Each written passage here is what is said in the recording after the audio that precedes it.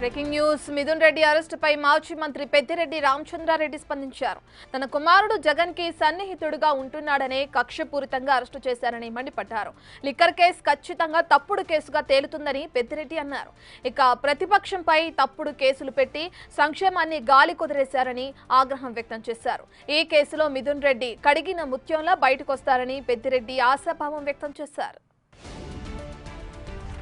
మరి ఇలాంటి తప్పుడు కేసులన్నీ కూడా అనేక రకాల కేసులన్నీ పెట్టి వేధించడం జరుగుతూ ఉంది.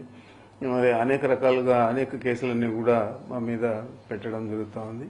ఇప్పుడు తారస్థాయికి చేరి ఈ లిక్కర్ స్కామ్లో మా తనయుడంటే మిథున్ రెడ్డి గారి ప్రమేయం ఉంది అని చెప్పి ఆయన 3 సార్లు ఎంపీకి రాష్ట్ర ప్రభుత్వంలో ఏమైనా పాల్గొనేదానికి పాలు పంచుకునేదానికి అవకాశం ఉందని అడుగుతా ఉన్నాను.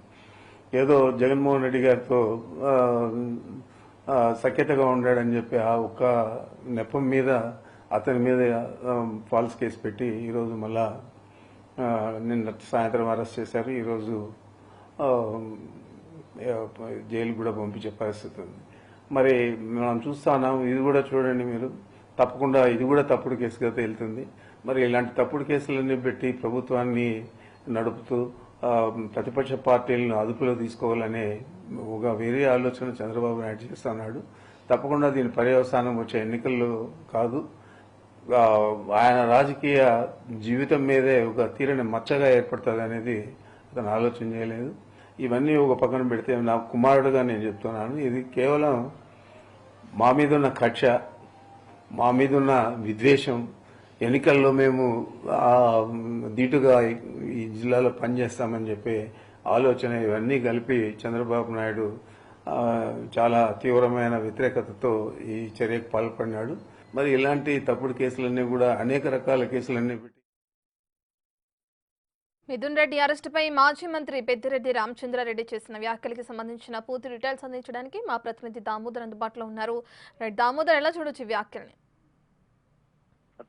రత్న, రాజంపేట ఎంపీ మిథున్ రెడ్డి అరెస్ట్ అయిన తర్వాత మొట్టమొదటిసారిగా మీడియాతో ఆయన తండ్రి మాజీ మంత్రి పొంగనూరు శాసనసభ్యుడు పెద్దిరెడ్డి రామచంద్రారెడ్డి ఏదైతే ఒక వీడియోను విడుదల చేశారు. ఈ సందర్భంగా ఆయన మాట్లాడుతూ వ్యక్తిగత కక్షతోనే తన కుమారుడి మీద ఈ విధమైన కేసులు పెట్టించారు. గతంలో కూడా ఎయిర్పోర్ట్ లో 2014-19 మధ్య కాలంలో కూడా ఎయిర్పోర్ట్ లో గొడవ జరిగిందని ఎయిర్ ఇండియా మేనేజర్ చేత తప్పుడు కేసు పెట్టించి అప్పుడు కూడా అరెస్ట్ చేసి రిమాండ్ కి పంపించారు. ఇదే విధంగా ఈ కేసు కూడా అలాంటి కేసే అంటూ కూడా ఆయన మాట్లాడారు. మరోవైపు గతంలో తన మీద ఏదైతే వైఎస్ఆర్ టీడీపీ ప్రభుత్వం అధికారంలోకి వచ్చినప్పటి నుంచి తన మీద కక్ష సాధింపు, తన కుటుంబం మీద కక్ష సాధింపు చర్యలు మొదలు పెట్టారు. ఏదైతే మదనపల్లి ఫైల్స్ కేసుకు సంబంధించి అక్కడ భూ వివాదాల్లో తన అనుచరులను అనేక మందిని కేసులో పెట్టారు. దీంతో పాటు ఫారెస్ట్ భూములని, అదేవిధంగా బుగ్గమఠానికి సంబంధించిన భూములు ఆక్రమించామంటూ కూడా వివిధ తప్పుడు కేసులు తన పైన పెడుతున్నారు. అదేవిధంగా తన కుమారుడిని కూడా లిక్కర్ కేసులో అనవసరంగా ఇరికించారు.